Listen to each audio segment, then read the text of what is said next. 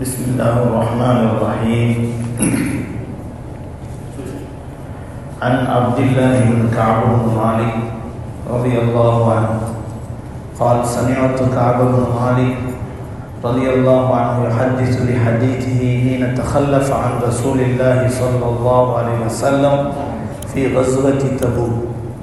قال كعب لما تخلف عن رسول الله صلى الله عليه وسلم في غزوة غزاها قط إلا في غزوة تبوك إلى آخر الحديث. Tabuk யுத்தம் என்பது நபி ஸல்லல்லாஹு அலைஹி வஸல்லம் வாழ்க்கையில் 9வது வருடம் நடைபெற்ற ஒரு நிகழ்ச்சி. அந்த சமயத்தில் நபிகள் நாயகம் ஸல்லல்லாஹு அலைஹி வஸல்லம் அவர்கள் ஒரு மிக பிரமாண்டமான ஒரு ஏற்பாட்டை செய்கிறார்கள். தூரமோ பயங்கரமான தூரம், பயங்கரமான வெயில் காலம், அதுவும் மதீனா நகரத்தினுடைய மக்கள் எதை எதிர்பார்த்திருக்கிறார்களோ அப்படிப்பட்ட பேரித்த பழத்தினுடைய அறுவடை நேரம். இப்படிப்பட்ட பல நெருக்கடியான சூழ்நிலையில் ஒரு பெரிய ஒரு படையை நபி அவர்கள் ஏற்பாடு செய்கிறார்கள். எழுத முடியாத அளவுக்கு கூட்டம். எனவே எல்லோரும் சேர்ந்து தபூக் யுத்தத்துக்கு போகிறார்கள். அதில் யாராவது போகாமல் இருந்தாலும் தெரியாது என்கின்ற அளவுக்கு அதனுடைய கூட்டம். உண்மை முஸ்லீம்கள் யாருமே போகாமல் இருக்கவில்லை. முனாஃபிக்குகள் பலவிதமான காரணங்களை சொல்லி தப்பித்து கொள்ளலாம் என்ற நிலையில் ஊரிலே தங்கியிருக்கிறார்கள். அப்போது கஅப் இப்னு மாலிக் ரலியல்லாஹு அன்ஹு சொல்கிறார்கள், என்னிடத்திலே நிறைய வசதி இருந்தது, வாகனமும் இருந்தது. நாளைக்கு செல்லலாம் என்று சொல்லி இப்படியே பிற்படுத்தி நபி அவர்கள் தபூக் யுத்தம் சென்று அங்கே என்னை பற்றி விசாரிக்கிறார்கள். அப்போதும் நான் அங்கே இல்லை. அதன் பிறகு நபி அவர்கள் திரும்பி வருகிறார்கள் என்று கேள்விப்பட்டவுடன் நான் என்ன காரணம் சொல்லலாம் என்று யோசிக்கிறேன்.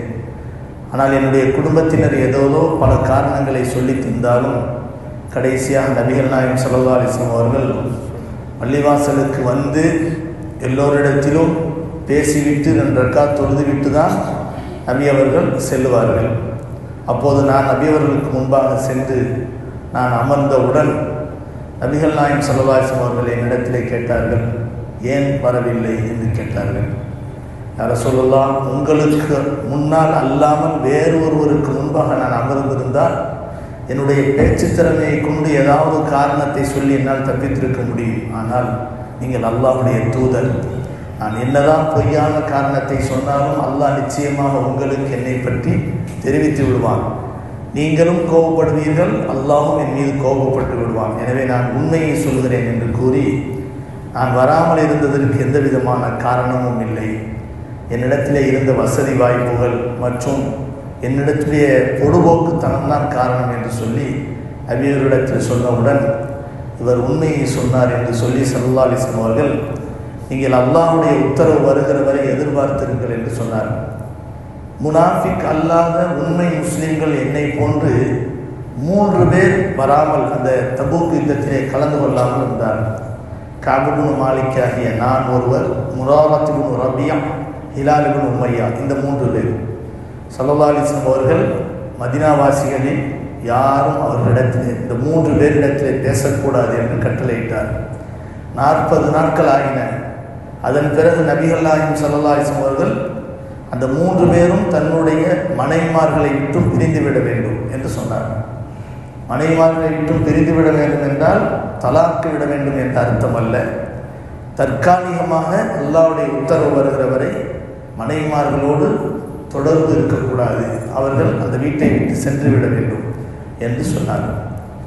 இதில் ஹிலால் இப்னு உமையாவுடைய மனைவி மட்டும் அனுமதி வாங்கி அவர்களுக்கு பணிவிடை செய்தார். மற்ற நாங்கள் இருவரும் பிரிந்து விட்டோம். வீட்டிலே தங்கியிருப்பேன். நான் ஒரு வாலிபனாக இருந்ததின் காரணத்தினால் நபி அவர்கள் தொழக்கூடிய பள்ளிவாசலுக்கு போவேன், அவர்களுக்கு சலாம் சொல்லுவேன். சஹாபாக்கள் யாரும் பேச மாட்டார்கள், நபி அவர்களும் பேச மாட்டார்கள். அந்த ஊரே எனக்கு நெருக்கடியாக மாறிவிட்டது. என்னுடைய பக்கத்து வீட்டிலே என்னுடைய சிறிய தந்தையின் மகன் அபூ கத்தாதா எனக்கு ரொம்ப பிரியமானவர். எல்லா விஷயங்களையும் நாங்கள் கலந்து கொள்வோம். ஆனால் அவரும் என்னிடத்தில் பேசாமல் மௌனமாக இருந்தார். என்னுடைய வீட்டு சுவரின் மீது ஏறி நின்று நான் அவரிடத்திலே பேசினேன், அபூ கத்தாதா, நான் எவ்வளவு உண்மையானவன் என்பது உனக்கு தெரியும் இல்லையா? நாம் எவ்வளவு நல்ல முறையிலே பழகி இருக்கிறோம், நீயும் என்னிடத்திலே பேசாமல் இருக்கிறாயே என்று சொல்லி அவரிடத்திலே கெஞ்சினேன். 3 தடவை அவரிடத்திலே அப்படி சொன்னதும் அவர் சொன்னார், அல்லாஹ் வ ரசூலுஹு ஆலம், உன்னுடைய நிலைமையை அல்லாஹ் ரசூலும் மிக அறிந்தவர்களாக இருக்கிறார்கள் என்று சொல்லி அவரும் மௌனமாக மாறிவிடுகிறார். இவ்வாறு 50 நாட்கள் கடந்து விடுகின்றன. அந்த நேரத்தில் இடையிலே ஒரு தடவை கடை வீதியில் போய்கொண்டிருக்கும் போது ஒரு மனிதர் என்னை பற்றி விசாரிக்கிறார். அதாவது ஷாம் என்ற ஊரிலிருந்து, நாட்டிலிருந்து வந்த ஒரு மனிதர் உணவுப் பொருட்களை கொண்டு வந்து மதீனாவினுடைய பஜாரிலே விற்கக்கூடிய ஒரு மனிதர், ஐன கஅப் பின் மாலிக், மன் ஹுவ கஅப் பின் மாலிக் என்று என்னுடைய பெயரை சொல்லி விசாரித்து கொண்டிருப்பதை தூரத்திலிருந்து கவனித்தேன். ஒரு மனிதர் என்னை பின்னால் இருந்து சைகை காட்டினார், அவர்தான் கஅப் பின் மாலிக் என்று. நேராக வந்தார். அவர் என்னுடைய கையிலே ஒரு கடிதத்தை கொடுத்தார்.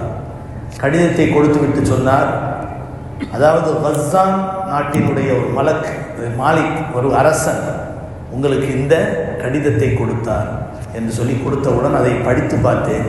அந்த கடிதத்தில் எழுதியிருந்தது, நீ ரொம்ப ரொம்ப நம்பிய உன்னுடைய தோழர் முஹம்மத் உன்னை கைவிட்டு விட்டார், உன்னை ரொம்ப நெருக்கடிக்கு உள்ளாக்குகிறார் என்பதை நான் கேள்விப்பட்டேன்.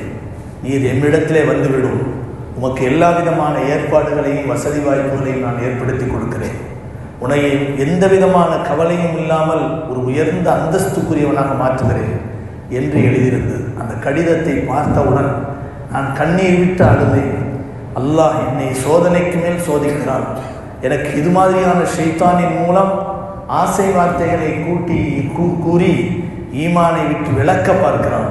எனவே நான் ஜாக்கிரதையாக இருக்க வேண்டும் என்று சொல்லி அதை அப்படியே கிழித்து நெருப்பிலே தூக்கி எறிந்துவிட்டு நபி அவரிடத்திலே சென்று சொன்னேன், யா ரசூலல்லாஹ், பக்கத்து நாடுகளுடைய மன்னர்கள் கூட என்னை திசை திருப்ப நினைக்கிறார்கள், என்னுடைய உள்ளம் என்ன பாடுபடுகிறது யா ரசூலல்லாஹ், என்னை மன்னித்து விடுங்கள் என்பதாக சொல்லி நபி அவர்களுக்கு முன்பாக சென்று இந்த செய்தியை சொல்லிவிட்டு பேசாமல் வந்துவிட்டேன்.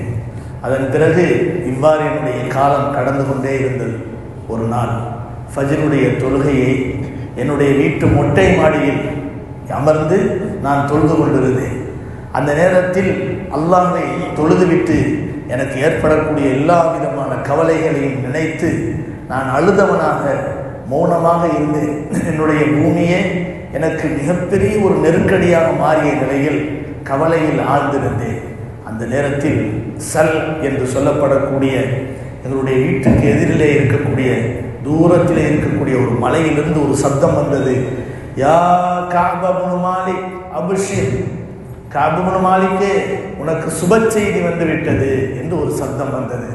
அந்த சத்தத்தை கேட்டதும் அது என்ன சுப செய்தி என்றெல்லாம் நான் விசாரிக்கவில்லை, யார் கூறுகிறார் என்றும் நினைக்கவில்லை. இந்த சப்தம் வந்ததும் எனக்கு ஒரு விடிவு காலம் வந்துவிட்டது, அல்லாஹுடைய உத்தரவு என் பேரிலே தௌபா என்ற ரீதியில் வந்துவிட்டது என்று நான் மனதிலே உறுதி கொண்டு உடனே சஜிதாவிலே விழுந்துவிட்டேன். வேறு எந்த விதமான விஷயத்தையும் நான் நினைக்கவில்லை. நான் அடைந்திருந்த அந்த கவலை நெருக்கடி எல்லாம் எனக்கு தீர்ந்து இப்போது எனக்கு மகிழ்ச்சி வந்துவிட்டது என்பதாக நான் நினைத்தேன். فآذن رسول الله صلى الله عليه وسلم الناس بتوبة الله علينا حين صلى صلاة الفجر. அன்றைய ஃபஜ்ருடைய தொழுகையை தொழுததற்கு பிறகு சஹாபாக்களை நோக்கி கஅப் பின் மாலிக்குக்கும் ஹிலால் இப்னு உமையாவுக்கும் முராரத் இப்னு ரபியாவுக்கும் அல்லாஹ் தௌபாவை கொடுத்து விட்டான் என்ற அழகான நற்செய்தியை நபி அவர்கள் சொன்ன விஷயத்தை அந்த தோழர் சப்தமிட்டு சொன்னார், உங்களுக்கு அல்லாஹ் தௌபாவை கொடுத்து விட்டான் என்று சொன்னார். அந்த நேரத்தில் ஒரு மனிதர் குதிரையிலிருந்து வேகமாக வந்தார், என்னை நோக்கி வந்தார். வந்து என்னை பார்த்து சொன்னார், அதாவது அந்த மனிதர் என்னை நெருங்கியதும் சொன்னார், தோழரே கஅப், உனக்கு தௌபாவை அல்லாஹ் கொடுத்து விட்டான், உனக்கு அல்லாஹ் நற்செய்தியை சொல்லிவிட்டான், உங்களுடைய விஷயத்தில் உங்களுக்கு அழகான தௌபாவுடைய வசனத்தை இறக்கியிருக்கிறான் என்று சொன்னவுடன் நேரிலே என்னிடத்தில் சொன்ன மனிதருக்கு என்னுடைய மேனியில் இருந்த சட்டையை அப்படியே கலட்டி அன்பளிப்பாக கொடுத்து விட்டேன். அல்லாஹ் மீது ஆணையாக என்னிடத்திலே இருந்த ஒரு ஒழுங்கான அழகான ஒரு சட்டையே அது மட்டும்தான். அப்படி இருந்த நேரத்திலும் அவர் சொன்ன அந்த மகிழ்ச்சியான செய்திக்காக வேண்டிய அதை நான் அன்பளிப்பு செய்து விட்டேன். மக்கள் கூட்டம் கூட்டமாக என்னுடைய வீட்டை தேடி வந்தார்கள். என்னிடத்தில் சொன்னார்கள், யுபஷ்ஷிருனி, எனக்கு நற்செய்தி சொன்னார்கள், வாழ்த்துக்கள் வாழ்த்துக்கள் என்று சொல்லி என்னை கட்டி அணைத்து,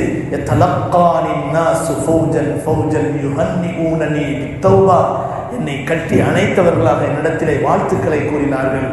மேலும் உங்களுக்கு தௌபா உண்டாகிவிட்டது என்று சொல்லி எனக்கு நற்செய்தி சொன்னார்கள். லித்தஹ்னிக்க தௌபத்துல்லாஹி அலை ஹத்தா தஹல்துல் மஸ்ஜித்.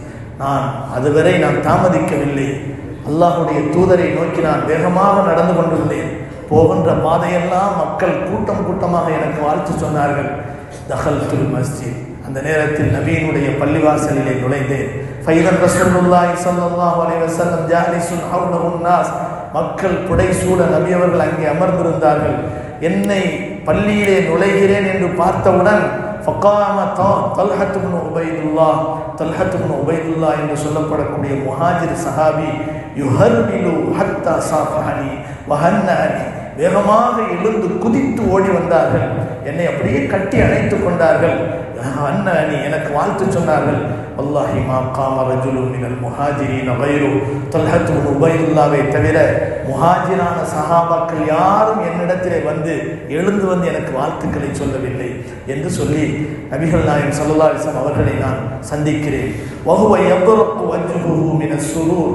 ஸல்லல்லாஹு அலைஹி வஸல்லம் முகம் மகிழ்ச்சி பெருக்கால் அப்படியே முழு சந்திரனை போன்று அப்படியே இலங்கி கொண்டிருப்பதை பார்த்தேன். அபிஷிர் பி கைர் யௌமன் மர்ர அலைக்க முத் வலதத்க உம்மு. நீ வாழ்ந்த வாழ்க்கையிலே, நீ பிறந்திருந்த காலம் முதல் இன்று வரை நீ காணாத வாழ்த்துக்களை, மகிழ்ச்சியை நீ இன்று அடைவாயாக. அல்லாஹ் உனக்கு தௌபாவை தந்து விட்டான் என்று நபி அவர்கள் சொன்னார்கள். ஃபகுல்து, அந்த வாழ்த்தை கேட்டவுடன் நபி அவர்களை பார்த்து நான் கேட்டேன், அமின் இந்திக்க யா ரசூலுல்லாஹ் அம் மின் இந்தில்லாஹ். பெருமானார் ஸல்லல்லாஹு அலைஹி வஸல்லம் அவர்களை பார்த்து கேட்டேன், அல்லாஹ்வுடைய தூதர் அவர்களே, இது உங்கள் மூலம் சொல்லக்கூடிய வாழ்த்தா அல்லது அல்லாஹ்வின் மூலம் சொல்லக்கூடிய வாழ்த்தா என்று கேட்டேன். நபி அவர்கள் சொன்னார்கள், லா பல் மின் இந்தில்லாஹ், இல்லை இல்லை, இது அல்லாஹ்வின் மூலம் உனக்கு சொல்லப்படக்கூடிய வாழ்த்து என்று சொன்னார்கள். நபிகள் நாயகம் ஸல்லல்லாஹு அலைஹி வஸல்லம் பொதுவான வழக்கம் என்னவென்றால், அவர்கள் மகிழ்ச்சியோடு இருந்தால் இதா சுர்ர இஸ்தனார வஜ்ஹு, அவர்கள் மகிழ்ச்சியோடு இருந்தால் அவர்களுடைய முகம் அப்படியே இளங்கும். அவ்வளவு மகிழ்ச்சியிலே அப்படியே பூரண சந்திரனை போன்று மின்னும். அதே போலதான் நண்பர்கள் நபி அவர்களினுடைய முகத்தை நான் பார்த்தேன். நபிகள் நாயகம் ஸல்லல்லாஹு அலைஹி வஸல்லம் ஒரு இடத்திலே நான் சொன்னேன், இன்னல்லாஹ இன்னமா அன்ஜானி பிஸ்ஸித்க் யா ரசூலல்லாஹ், நான் உண்மையை சொன்னதால் இந்த ஈடேற்றம் எனக்கு கிடைத்தது. நான் உண்மையை சொன்னதால் மட்டும்தான் இந்த ஈடேற்றம், இந்த வெற்றி எனக்கு கிடைத்தது. வஇன்ன மின் தௌபதி அல்லாஹ் உஹத்திஸ இல்லா சித்கன் மா பகீது. நான் உண்மையை சொன்னது நான் மட்டும்தான் அல்லாஹ் எனக்கு இந்த தௌபாவை தந்திருக்கின்றான். ஃபவல்லாஹி மா அலிம்து அஹதன் மினல் முஸ்லிமீன இப்தல் அப்லாஹு அல்லாஹு தஆலா ஃபீ சித்கில் ஹதீஸ் முந்து ذكرت ذلك لرسولல்லாஹி ஸல்லல்லாஹு அலைஹி வஸல்லம் அஹ்ஸன மிம்மா அப்லானி அல்லாஹு தஆலா. அல்லாஹ்வின் மீது ஆணையாக நான் சொல்கிறேன், நான் உண்மையை பேசியதால் எனக்கு ஏற்பட்ட சோதனைகளை போன்றுவே யாருக்கும் சோதனை ஏற்பட்டிருக்கார். அவ்வளவு பெரிய சோதனை அல்லாஹ் எனக்கு தந்து விட்டான். பெருமானார் ஸல்லல்லாஹு அலைஹி வஸல்லம் அவர்கள் என்னை நோக்கி ஓதி காட்டினார்கள், அல்லாஹ் உன் விஷயத்திலே ஆயத்திறக்கி இருக்கிறான். லக்கத் தாபல்லாஹு அலன் நபி வல் முஹாஜிரீன் வல் அன்சாரி அல்லதீன தபஊ ஃபீ சாஅத்தில் உஸ்ரா மின் பஅதி மா காத யஸீகு குலூபு ஃபரீகின் மின்ஹும் ஸும்ம தாப அலைஹிம் இன்னஹு பிஹிம் ரഊஃபுர் ரஹீம். அல்லாஹ் நபி அவர்களுக்கும் முஹாஜிரான சஹாபாக்களுக்கும் அன்சாரிகளான சஹாபாக்களுக்கும் அவர்களை பின்பற்றிய மக்களுக்கும் அல்லாஹ் தௌபாவை தந்துவிட்டான் என்று அல்லாஹ் சுப்ஹானஹு வ தஆலா சொல்லி காட்டுகிறான். இந்த வசனத்தை நபிகள் நாயகம் ஸல்லல்லாஹு அலைஹி வஸல்லம் அவர்கள் தெரிவிக்கிறார்கள். இவ்வாறு என் போன்ற மற்ற சஹாபாக்களுக்கும் இது மாதிரியான மகிழ்ச்சியை நபிகள் நாயகம் ஸல்லல்லாஹு அலைஹி வஸல்லம் அவர்கள் சொல்லி காட்டினார்கள். அந்த 3 பேரும் நாங்கள் அடைந்த அந்த மகிழ்ச்சி உலகத்திலே அதற்கு முன்பாக நாங்கள் என்றைக்கும் அடைந்தது கிடையாது என்ற விஷயத்தை கஅப் இப்னு மாலிக் ரலியல்லாஹு அன்ஹு அவர்கள் இந்த நிகழ்வின் மூலம் நமக்கு சொல்லித் தருகிறார்கள். இதிலே நாம் படிக்க வேண்டிய பாடம், அந்த சஹாபியாகிய அந்த கஅப் இப்னு மாலிக் ரலியல்லாஹு அன்ஹு அவர்களே சொல்லி காட்டுகிறார்கள், எனக்கு கிடைத்த இந்த வெற்றியும் எனக்கு கிடைத்த இந்த தௌபாவும் நான் உண்மையை சொன்ன ஒரே காரணத்துக்காக தான் என்று சொல்கிறார். இதுதான் இன்றைக்கு நாம் பெற வேண்டிய படிப்பினை. எந்த சூழ்நிலையிலும் உண்மை கசக்கத்தான் செய்யும். ஆனால் நிச்சயமாக உண்மை என்றைக்கும் நம்மை கைவிட்டு விடாது என்பதை நாம் புரிந்து கொள்ள வேண்டும். உண்மை நிச்சயமாக நமக்கு எப்போதும் வாழ்த்துக்களையும் அல்லாஹுடைய நெருக்கத்தையும் அல்லாஹுடைய பொருத்தத்தையும் மகிழ்ச்சியும் சந்தோஷத்தையும் நிச்சயமாக தரும். எல்லாவற்றிற்கும் மேலாக நபிகள் நாயகம் ஸல்லல்லாஹு அலைஹி வஸல்லம் அவர்கள் சொல்வதைப் போல உண்மை சொர்க்கத்தின் வழிகாட்டி என்பதாக நபி அவர்கள் சொல்கிறார்கள். அல்லாஹு தஆலா அப்படிப்பட்ட உண்மைக்கு சொந்தக்காரர்களாக நம் அனைவரையும் ஆக்கி அருள் புரிவானாக. வாஹிர் தாவானா அல்ஹம்துலில்லாஹி ரப்பில் ஆலமீன்.